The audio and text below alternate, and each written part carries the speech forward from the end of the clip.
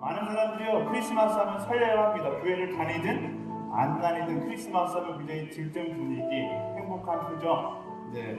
많은 사람들이 크리스마스라는 단어를 들을 때 힘을 믿으나 설레는 기분은 합니다.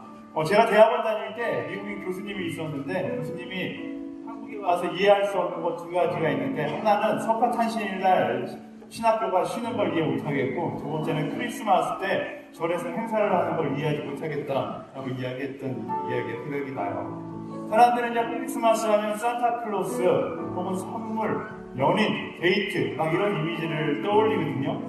모든 게 다 행복한 이미지입니다. 그런데 이런 행복해 보이는 이미지가 왜 생긴 걸까 한번 좀 생각해 볼 필요가 있는 것 같아요. 왜 사람들이 크리스마스 하면 산타클로스를 생각할까? 왜 사람들이 크리스마스 하면 선물을 생각할까? 크리스마스 하면 데이트를 생각할까? 조금만 고민해보면 왜 사람들이 그렇게 생각하게 되는지 알 수 있을 것 같습니다. 이전에는요, 그런 일이 있었어요. 여러분들 뭐 다 아시겠지만, 예전에 정치의 문제 굉장히 복잡해지면 갑자기 북한에서 미사일을 쏜다든지, 아니면 거대한 연예인 스캔들 사건이 갑자기 터지는 경우가 있었어요. 왜 그랬을까? 뭐 정작 많은 사람들이 그 근본적인 이유는 알지 못하지만 추측하기로는 다른 사건들을 통해서 정치에 쏟아져 있는 관심을 다른 사건으로 돌리고자 했던 것이죠. 근데 크리스마스도 마찬가지가 아닐까 싶어요. 크리스마스의 본질은요, 예수님께서 이 땅에 오셨다, 우리를 위해서 인간의 몸을 입고서 하나님께서 이 땅에 오신 것이 크리스마스의 본질이잖아요. 근데 사단은요, 이 본질을 기억하지 못하게 하기 위해서 기본질적인 것을 끊임없이 우리 삶 가운데 던집니다. 그 대표적인 것이 바로 산타클로스이고, 선물이고, 그리고 여러분의 여자친구나 남자친구와 데이트하는 날이다라고 하는 것이죠. 저희는요, 이런 들뜬 분위기에 얼렁뚱땅 그냥 넘어가서는 안 돼요. 크리스마스의 주인공은 산타도 아니고 선물도 아니고 내 애인도 아니고 바로 예수 그리스도라는 사실을 우리 명확하게 기억해야 합니다. 강남역 가보세요. 지금 다 빨간 빛이에요. 다 캐롤을 부르고 있고, 근데 정작 크리스마스의 주인공이 예수님이라는 사실을 아는 사람은 너무 극소수예요. 다들 산타 모자를 쓰고 산타클로스를 보면서 즐거워하고 행복해하지만 이 크리스마스 때 예수님을 묵상하는 사람들은 너무나 적다라는 것입니다. 저희 아내가요, 이런 문제를 굉장히 심각하게 생각하는 사람이에요. 그래서 저희 딸 하늘이에게 항상 교육합니다. 저희 딸은 예방 어린이집을 다니기 때문에 막 기대에 항상 가득 차 있어요. 엄마, 이번 12월 달에는 산타클로스가 어린이집에 온대. 저희 아내는 동심의 세계 뭐 이런 거 없어요. 아주 정확하게 이야기합니다. 산타클로스 거짓말이야. 없는 거야 라고 이야기해요. 딸이 막 아니야, 산타클로스 있어, 지난번 그거 봤어, 이렇게 이야기해도 아내는 그거 산타클로스 아니야, 이상한 아저씨가 이제 변장하고 온 거야 라고 이야기합니다. 크리스마스는 산타클로스 만나는 날이 아니라 예수님 생일이야 라고 이렇게 이야기해주죠. 그래서 올해도 어김없이 산타클로스가 어린이집에 온 거예요. 물론 산타클로스가 아니라 어떤 아저씨가 변장하고 온 거죠. 그때 제 딸의 반응이 어땠냐면, 이 사진 보여줄 수 있나요?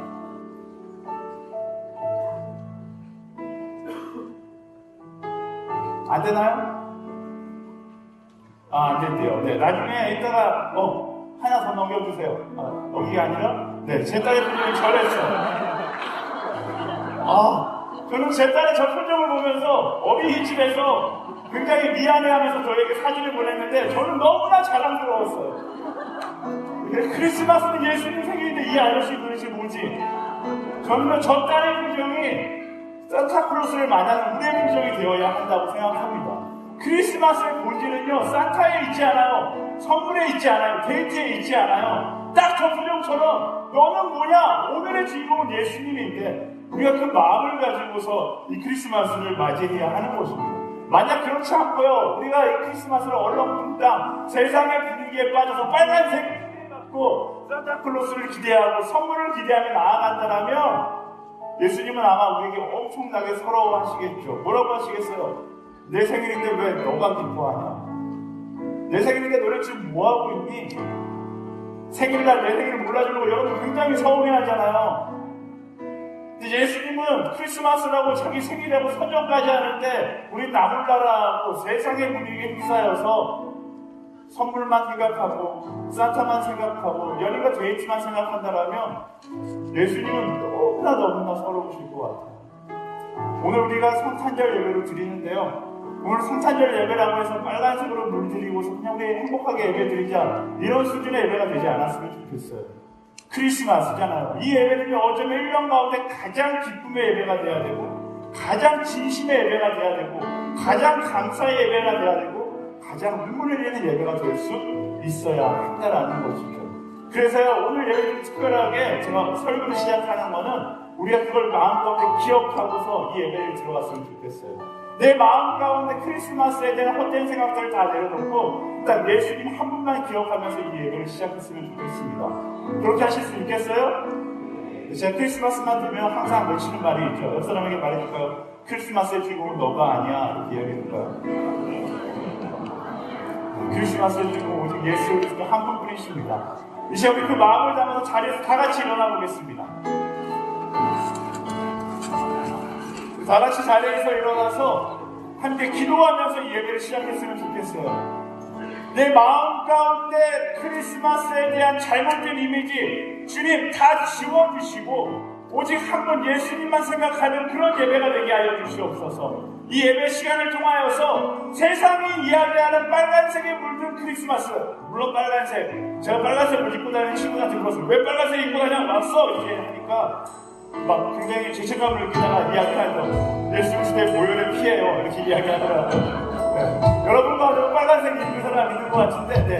그건 산타클로스의 빨간색이 아니라 예수 그리스도의 보혈을 피라고 생각하고서 우리 그렇게 기도했으면 좋겠습니다. 예수님 한 분만 기억하는 크리스마스가 되게 하여 주시옵소서. 예수님을 위하여 기뻐하는 예배가 되게 하여 주시옵소서. 예수님을 주인 되는 예배가 되게 하여 주시옵소서. 가장 특별한 예배, 가장 감사하는 예배, 하나님 한 분만 바라보고 예수 그리스도가 주인공 되는 예배, 그 예배가 바로 오늘의 예배가 되게 하여 주시옵소서. 두 손을 가슴에 놓고 우리 주여 한번 외치고 간절히 기도를 나아가도록 하겠습니다.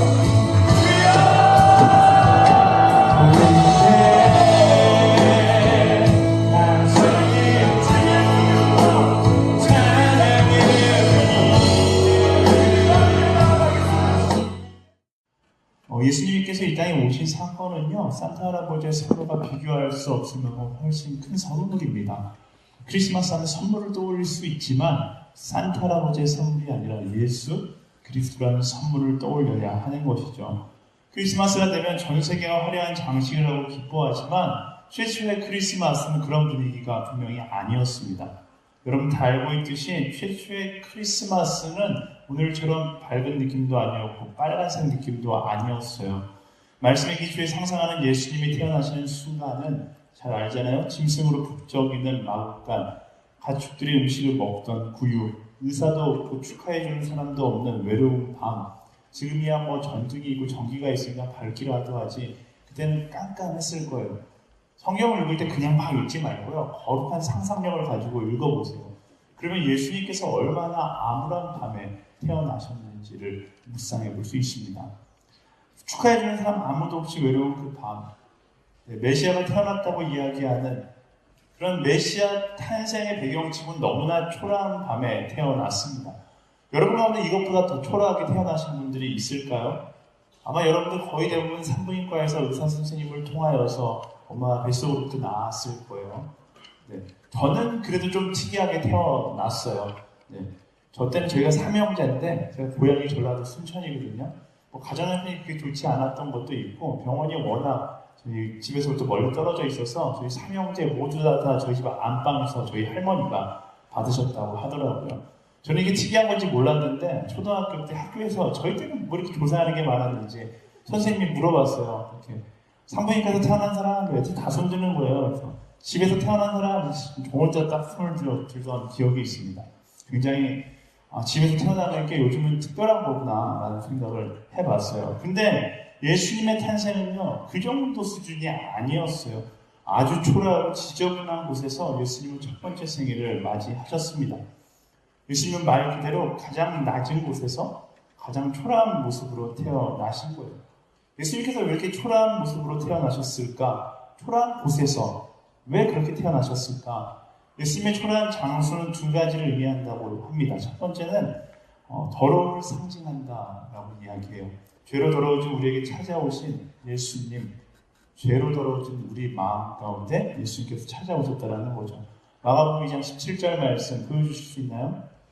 네, 같이 읽어보겠습니다. 시작. 예수께서 이 말을 들으시고 그들에게 말씀하셨습니다. 건강한 사람에게는 의사가 필요하지 않으나 병든 사람에게는 의사가 필요하다. 나는 의인을 부르러 온 것이 아니라 죄인을 부르러 왔다. 왜 낮은 곳, 왜 천한 곳으로 오셨는가? 죄인들을 만나기 위해서 천한 곳으로 오셨다라는 것이죠. 두 번째는요, 예수님께서 태어나신 마국간은 비천함을 상징합니다. 가난한 사람이나 죄 많은 사람이나 누구나 함께할 수 있는 가장 낮은 곳으로 임하셨다라는 것이죠. 빌립보서 2장 6절에서 8절 말씀은 이렇게 기록해요. 그분은 본래 하나님의 본체셨으나 하나님과 동등됨을 기득권으로 여기지 않으시고 오히려 자신을 비어 종의 형체를 가져 사람의 모양이 되셨습니다. 그리고 그분은 자신을 낮춰 죽기까지 순종하셨으니 곧 십자가에 달려 죽으신 것입니다. 다시 말하면요, 그 마국간 자체가 예수님의 비전이었다는 거예요. 가장 낮은 곳에서 가장 비천한 사람들을 섬기고 사랑하시기를 원하셨던 그 예수님의 사랑의 방향성이 그 탄생 가운데 오롯이 묻어나고 있다라는 것이죠. 그게 예수님의 비전, 하나님의 비전이었고 하나님께서 예수님을 이 땅 가운데 보내신 이유였기 때문에 그래요. 만약 예수님께서 가장 왕의 자녀같이 높은 자리에서 태어나셨으면 부유한 자의 예수님은 되실 수 있었겠지만 모든 자의 예수님은 되실 수 없었던 것이죠. 예수님은 가장 낮은 곳을 선택하심으로 가난한 자와 모든 자의 구세주가 되셨던 거예요.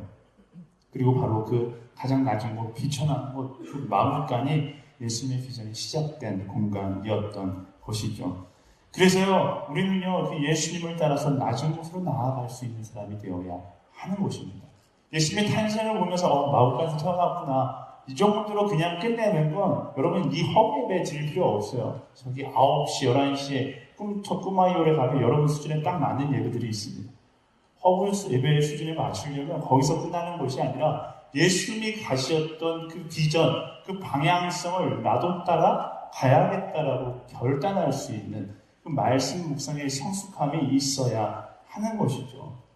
계속해서 말씀을 보면요, 낮은 곳으로 오신 예수님의 소식을 처음 들었던 사람들이 등장합니다. 오늘 말씀은 바로 그들을 목자들이라고 이야기하는데 왜 목자들에게 처음 소식이 전해졌을까? 이것도 마찬가지예요. 베들레헴이라는 곳은 빵집이라는 뜻을 가진 따뜻한 이미지의 도시지만 실상은 그렇지 않았다고 합니다. 예루살렘과 약 10km 떨어진 도시인데 예루살렘에서 제사를 드리기 위해서 많은 동물들을 키운 도시가 바로 이 베들레헴인 거예요. 그러다 보니까 목자들이 굉장히 많고 실질적으로 베들레헴이라는 동네에 들어갔을 때 빵 냄새가 나기보다는 오히려 동물의 피 냄새가 났을 것이다 라고 신학자들은 추측합니다. 그 동물들을 키우는 목자들도 마찬가지죠. 뭐 지금이야 목자 이러면 예수님께서 신분 세탁을 다 해갖고 우리 양재원도 이렇게 목자 사진이 딱 걸려있으니까 목자는 따뜻한 이미지, 뭔가 따뜻한 예수님이 연상되곤 하는데 원래 그렇지 않아요. 제가 목자 사진을 찾아보니까 저런 모습, 저보다 더 지저분한 모습이었겠죠. 당시에 목자라는 직업은 천시받는 직업이었어요. 냄새나는 직업이었고 힘든 직업이었습니다. 사람들은 그들에게 동물 냄새가 난다고 멀리했고 그렇다고 일이 쉬웠는가 밤낮으로 양떼를 공격하는 맹수들로부터 양떼를 보호해야 했기 때문에 상대적으로 굉장히 힘든 직업이었어요. 직업군으로 치자면 가장 힘든 직업, 가장 낮은 직업군이 바로 목자였다라는 것입니다. 근데 예수님의 탄생 소식이 바로 아무도 가까이 하지 않았던 소외받았던 그들에게 먼저 전해졌던 것이죠. 목자들에게 가장 먼저 전해진 예수 그리스도의 탄생 소식, 이 장면 역시 가장 낮은 곳에 오셔서 가장 낮은 사람들을 사랑하기 원하셨던 하나님의 사랑의 방향성이 바로 나타나고 있는 것입니다. 하나님의 사랑은요, 예수님의 사랑은 언제나 이 방향성을 가지고 있어요. 풍성하고 사랑이 넘쳐나는 곳, 기쁨이 있는 곳, 예수님은 그곳을 향하여 가시는 것이 아니라 사랑이 필요하고 없고 소외받고 아픔이 있고 슬픔이 있는 곳을 향해 가셨다라는 거예요. 그게 사랑의 방향성이에요. 세상을 바라보고 세상은 이 사랑의 방향성으로 거꾸로 된 인생을 살아가려고 합니다. 사랑이 많고 인정받을 수 있고 풍성한 곳으로 사람들이 더 많이 모여요. 근데 예수님의 방향, 하나님의 방향성은 그렇지 않다라는 것이죠. 사랑이 필요한 곳으로 그 사랑을 가지고 흘러갔던 것이 바로 예수님과 하나님의 방향성이다라는 것입니다. 우리는요, 그 방향성을 따라갈 수 있는 그런 우리가 되어야 하는 거예요. 왜냐하면 우리는 예수님을 닮기를 소망하는 그리스도인이잖아요. 크리스마스, 예수님을 예배하는 크리스천, 예수님을 닮고자 하는 우리이기 때문에 하나님의 형상대로 지음받은 우리이기 때문에 그 형상을 따라 예수님의 비전을 따라 사랑의 방향성을 향해 나아갈 수 있는 낮음부터 낮은 곳으로 나아가서 그곳에서 세상으로부터 소외된 사람들에게 사랑을 전하는 것, 그것이 바로 우리의 방향성이 되어야 한다라는 것입니다. 그래서요, 우리가 크리스마스 때 크리스마스 블레싱을 떠나는 거예요. 예수님의 방향성을 따라서, 예수님의 사랑의 방향성을 따라서 사랑이 필요한 곳으로 우리가 다 같이 떠나서 그곳에서 복음을 이야기하고 사랑을 이야기하는 시간을 갖게 되는 것입니다. 저는 여러분들 가운데 크리스마스 블레싱 안 가는 사람들도 분명히 있다는 거 알고 있어요. 그 사람들을 정죄하지 않습니다. 네, 안 가도 괜찮아요. 하지만 적어도 크리스마스 때 여러분의 사랑이 필요한 그 자리에 서 있을 수 있게 되기를 저는 간절히 축복합니다. 예전에 크리스마스 블레싱에 안 가겠다라, 못 가겠다라고 눈물을 흘리며 찾아간 자매가 있어요. 가족이 못 가게 한대요. 안 믿는 가족인데. 제가 이야기했어요. 안 가도 괜찮아. 너한테는 너의 사랑이 필요한 것은 너의 가족이야. 너의 가족에게 가서 크리스마스 블레싱을 하렴. 이런 권면을 했던 기억이 있습니다. 여러분 블레싱 안 가도 괜찮아요. 하지만 그냥 집에서 혹은 강남에서 혹은 대학로에서 여러분들이 발견되지 않게 되기를 예수님의 이름으로 축원합니다. 아니, 그것은 여러분의 사랑이 필요한 것이 아니에요. 여러분의 사랑이 필요하고 예수 그리스도의 사랑이 필요한 그 자리에 여러분들이 서 있게 되기를 예수님의 이름으로 축원합니다. 아멘? 이렇게 한마디씩 또 해야죠. 크리스마스의 주인공은 너가 아니야. 다시 한번 이야기해 드리겠습니다. 네, 기억하세요. 네, 적어도 크리스마스가 그 사랑의 방향성을 한 번 더 묵상해보고 새롭게 결단하는 우리 인생의 터닝 포인트가 되어야 하는 것입니다. 그래서 크리스마스가 있는 거예요. 사실 날마다가 크리스마스죠. 날마다가 예수님을 예배하는 하루하루고 예수님께서 이 땅 가운데 오신 기쁨을 누려야 되는 하루하루죠. 그 크리스마스 예수님의 이 땅에 오신 묵상함으로 사랑의 방향성을 회복하는 저와 여러분들이 되기를 예수님의 이름으로 축원합니다. 아멘. 네, 이틀 후가 되면요, 아멘 해놓고도 사랑의 방향성을 잃고 헤매는 사람들이 보여요. 제가 정말 다른 때는 이렇게 막 단호하게 이야기 많이 안 하는데 크리스마스 때만큼은 아주 단호하게 이야기합니다. 작년 크리스마스 때 이 문구를 하고서 엄청나게 많은 컴플레인을 받았음에도 불구하고 저는 오늘 또 이야기할 거예요. 크리스마스는요, 여러분 연인과 만나서 데이트하는 시간이 아니에요. 지난주에도 얘기했고 어제 LTC에도 얘기했고 금요일날 더콜링 때도 얘기했지만 크리스마스는 데이트하면서 희희낙낙하는 것이 아니에요. 그게 비전의 날이 아니라 열방 가운데 낮은 곳으로 나아가 나의 사랑이 필요한 곳에 가서 그들의 소망 대신 예수 그리스도의 소식을 알리는 날, 그들에게 예수 그리스도의 사랑을 전하는 날, 그날은 크리스마스이다 라는 것을 우리는 가슴 가운데서 명심하고 또 명심해야 하는 것입니다. 제가 선포합니다. 데이트를 꿈꾸는 커플들, 그 데이트를 포기하고 교회에서 예배하게 될지어다. 아멘. 이럴 때 아멘 크게 하는 거예요. 내가 커플이 아닐지라도 아멘 크게 하는 거예요. 교회에서 예배하게 될지어다. 네, 저랑 눈을 마주치 못 치면 저의 눈을 못 보는 커플들이 좀 있어요. 네, 교회에서 예배하세요. 여러분 착각하지 마세요. 진짜 멋진 오빠는 크리스마스 때 블레싱 가는 오빠가 진짜 멋진 오빠예요. 설사 내가 오빠 나랑 데이트할래 이렇게 얘기하는데 그 오빠가 안 돼, 나는 크리스마스 블레싱 가야 돼 이렇게 말하는 오빠가 있다면 그 오빠가 여러분 평생 함께해야 될 오빠일 줄 압니다. 네. 안 그렇고 그래 너와 함께 갈게 이런다면 그 사람은 더 이상 말하지 않도록 할게요. 어쨌든 네, 형제님들도 마찬가지예요. 크리스마스 때 안 만나주면 삐치는 여자친구들 많이 있습니다. 네, 삐치는 여자친구한테 미안하다고 사과할 문제가 아니에요. 두 손을 붙잡고 회개기도 시켜야 하는 거예요. 크리스마스는 주인공은 너가 아니야라고 이야기해주고 함께 회개기도 하고 크리스마스 블레싱 가는 버스에 몸을 싣고서 함께 블레싱 가는 놀라운 역사가 있게 되기를 예수님의 이름으로 축원합니다. 아멘. 네, 허브대학교에 또 오랜 솔로 부대들 있잖아요. 솔로의 생을 오래 하신 분들. 크리스마스, 여러분들 크리스마스 하면 절망을 묵상하고 힘들어하잖아요. 절망의 날이 아니에요. 희망을 가지세요. 그리고 커플들에게 이럴 때일수록 더 크게 외치는 거예요. 크리스마스의 주인공은 너희가 아니다. 크리스마스의 주인은 하나님이시다. 그 하나님을 예배하는 허브대학교의 우리 솔로들이 되기를 예수님의 이름으로 축복합니다. 아멘. 그 하나님을 바라볼 때 하나님께서 좋은 짝도 주실 거예요. 이번 크리스마스가 내 연인과 함께하는, 함께할 수 있겠죠. 하지만 내 연인을 위해 보내는 시간이 아니라 우리가 지금 말씀 가운데 묵상한 것처럼 가장 낮은 곳으로 가서 가장 낮은 일들, 나의 사랑이 필요한 그 한 사람, 나의 사랑이 필요한 그 무리들, 나의 사랑이 필요한 그 땅을 위해 예수 그리스도의 사랑을 전하고 나눌 수 있는 우리 허브대학교의 한 사람 한 사람들이 되기를 예수님의 이름으로 축원합니다. 아멘. 아멘. 우리 옆 사람을 선포하겠습니다. 낮은 곳으로 떠날지어다. 아멘. 말씀을 정리할게요. 우리는요, 예수님을 따라 낮은 곳, 더 낮은 곳으로 가는 사람이 되어야 합니다. 때론 낮은 곳으로 가는 선택이 힘들어요. 마음 내키지 않을 수도 있습니다. 하지만 그럴 때마다 우리는 예수님의 성탄, 예수님의 이 땅에 오심을 묵상하는 거예요. 나를 위하여서 가장 좋은 자리에서 가장 낮은 자리로 오셔서 가장 천하고 가장 힘든 십자가 못 박혀 죽으신 예수님을 묵상하면서 그 예수님을 기억한다면 내가 가지 못할 곳이 어디 있겠습니까? 그 예수님을 내가 기억한다면 내가 꺾지 못한 자존심이 뭐가 있겠습니까? 그 예수님의 십자가에서 그 수모를 당하셨던 예수님을 묵상한다면 내가 버리지 못할 것이 무엇이 있겠습니까? 사랑하는 여러분, 예수님을 기억하면 낮은 곳으로 가는 그런 허브, 그런 그리스도인으로 살아가게 되기를 축복합니다. 리처드 헬버슨이라는 신학자가 이런 이야기를 했어요. 얼마 전에 손석희 씨가 JTBC 뉴스에서 이야기해서 굉장히 유명한 말이 있는데, 처음에 교회는 살아계신 그리스도를 중심에 둔 사람들의 모임이었다. 그러나 그 교회는 그리스로 이동하여 철학이 되었고, 로마로 가서는 제도가 되었고, 유럽에 가서는 문화가 되었고, 마침내 미국에 가서는 기업이 되었다. 그리고 한국의 신학자들이 최근에 이런 이야기를 덧붙였죠.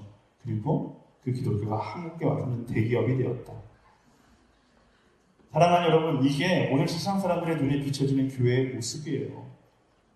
이런 이야기를 들으면서 안타깝지만 우리는 안타까움에 멈춰서는 안 되는 거예요. 세상에 우리를 향하여, 교회를 향하여 왜 이렇게 이야기합니까? 이 말은 즉슨 우리가 초심을 잊어버렸다라는 거예요. 성탄절의 참된 의미를 잊어버린 채 우리의 안위를 위해서, 우리의 기쁨만을 위해서, 우리의 만족만을 위해서 살아가고 있다는 것을 세상 사람들에게 보여주고 있다는 것입니다. 우리가 이 비판으로부터 자유로워지려면 우리는 어떻게 해야 돼요? 돌아가야 하는 거예요. 2000년 전 예수 그리스도의 그분 앞으로, 그 탄생 앞에서 기뻐했던 그 순간으로 그분으로 인하여 감사했고 그분의 비전과 함께 더 낮은 곳으로 나아갔던 2000년 전에 예수님의 그 사랑의 방향성을 회복해야 하는 것입니다. 사랑하는 여러분, 성탄절에 다시금 여러분의 인생의 터닝 포인트를 갖게 되기를 소망해요. 나의 욕심과 나의 이기심의 선택이 아니라 예수님께서 걸어가셨던, 또 예수님의 사랑을 받았던 사람들이 선택했던 그 선택 뭐였어요? 그들은 더 좋은 곳을 향해 가지 않았습니다. 예수님을 사랑했던 제자들이 예수님의 시대로 못 박혀 죽었고 난 후에 그들이 편안하게 누릴 수 있는 곳을 향해 가지 않았습니다.